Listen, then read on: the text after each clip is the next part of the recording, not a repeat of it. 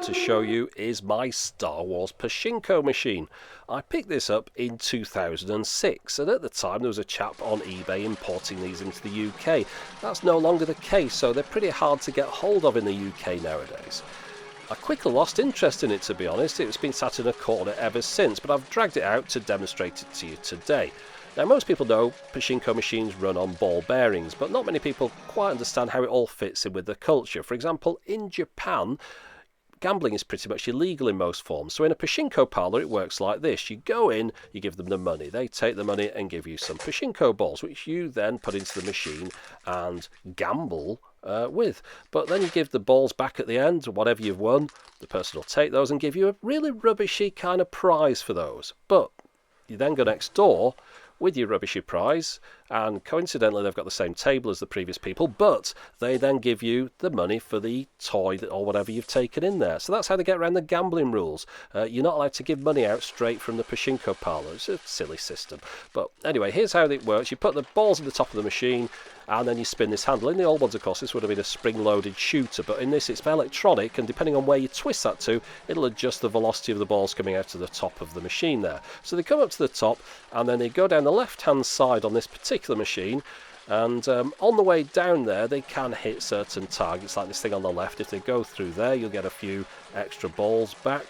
But the real idea is you're supposed to get them down to the bottom here and have them land in that centre bit where it says start.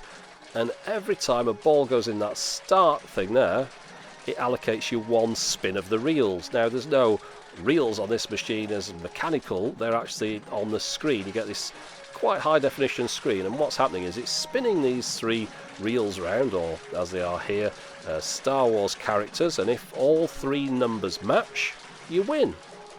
And that's it. The balls that don't go into the middle or anywhere just go down the bottom back to the arcade. You don't get those back, and any that you do win through going through the little gates or through the gates at the bottom which says start, you then get those back in your play balls. And at the end, you can empty it out by moving the top lot into the bottom, and then also emptying the bottom lot and taking those back to the Pachinko parlour owner. So that's it. That's all you're pretty much doing. You're just using it like a one-armed bandit. The idea is every ball goes in the middle, spins the reels round, and if you get three matching, you then win, and you get into this fever mode thing where it pays out a heck of a lot of balls. The thing is, it very infrequently will win. So in the meantime, they're trying to keep you occupied, showing animations and things, making it look like you're nearly just about to win, like this thing is. I think it's called a reach, where you're playing normally and then suddenly you get into this separate mode and you think, oh, here we go, we're going to win, this is quite exciting. You get a different animation. They're all things designed to keep you playing at the machine and throwing your Pachinko balls into it, which effectively are just tokens. So you see this, you think, oh great, 4, just got to get to the next one, and and it's gone past. And it just does that all the time. It's a kind of really disappointing game to play.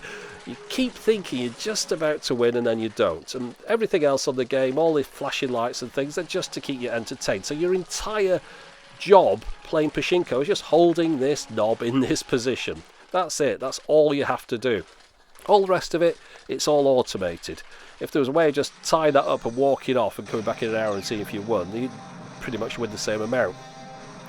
So these animations that come along are quite entertaining for a while when you get a Pachinko machine, and it's good fun for someone to come around your house and have a look at, but as your own device you lose interest pretty quickly. Now this chance button, people will be wondering what that does. Every, I don't know, 1,000 years or so, a game like this will pop up on the screen where you have to match two cards, things like that, and obviously they don't match, and then you go back to the normal game and play it, spinning those three reels around. So far more interesting to me than the game itself is actually the machine. For example, they've still got these little nails in them, which they always had, like a bagatelle machine, and arcade owners could perhaps bend those and make it difficult. If you do get into that fever mode and you get the three things matching, this door at the bottom opens, and then balls go into that, and everyone that goes into there wins a few hundred balls back. You can win loads. I mean, it's thousands. It would be more than you could actually carry if you do win, but it wins so infrequently I couldn't demonstrate that to you. Now inside the machine, as you can see, there's a lot of stuff going on here, all these electronics and things, very complicated, but of course all sort of solid state really. There's nothing mechanical happening. Now the way that it works in an arcade, the balls go in the top there, those are your payout ones. Now that gets fed inside the arcade from above with a tube. Now I've actually had to do it with this thing here, a tube going from the bottom which goes into there, because the balls would fall out to the bottom every time you lose and go back to the arcade. I've caught those balls, put them into this thing at the bottom, and this orange thing is called a ball lifter.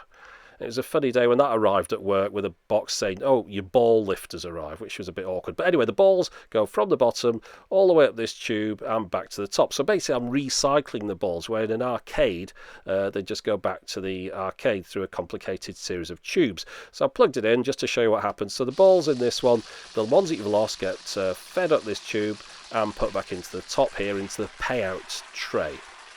Now when that gets full up, it signals back to the other thing to stop, and it stops filling it up. So it took me a while getting all this together. In fact, one thing is, when you get these, the arcades change them out very frequently. The wooden surround here, the dark wood, as you can see there, that is the original part of the machine, and I had to build all the case for this myself using some very tenuous woodwork skills that I picked up over the years, and put my transformer in and my power supply and the ball lifter, which I got separately from Germany.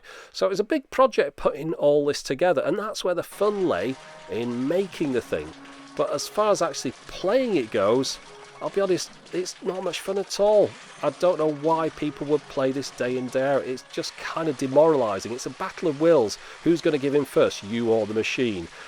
But regardless, I hope you've enjoyed having a look at it anyway. And all that remains for me now is to say, have a Merry Christmas and a Happy New Year. And, as always, thanks for watching.